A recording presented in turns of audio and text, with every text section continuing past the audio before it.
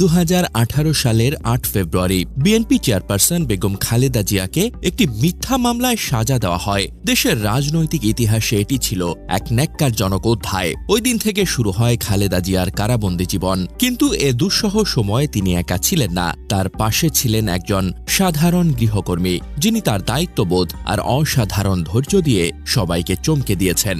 তিনি ফাতেমা বেগম। খালেদা জিয়ার কারাবন্দী জীবনের প্রতিটি মুহূর্তে ফাতেমা বেগম ছিলেন তার ছায়াসঙ্গী। স্বেচ্ছায় তিনি খালেদা জিয়ার সঙ্গে ঢাকা কেন্দ্রীয় কারাগারে থাকেন প্রায় 25 মাস। আদালতের বিশেষ অনুমতিতে কারাগারে তার সেবা করার সুযোগ পান তিনি। অনেকেই প্রশ্ন তুলেছিলেন, কেন একজন গৃহকর্মী কারাগারে থাকতে চাইবেন? কিন্তু ফাতেমা নিজের সিদ্ধান্তে অবিচল ছিলেন। এখন 2025 সালের জানুয়ারি, খালেদা জিয়া গুরুতর অসুস্থ।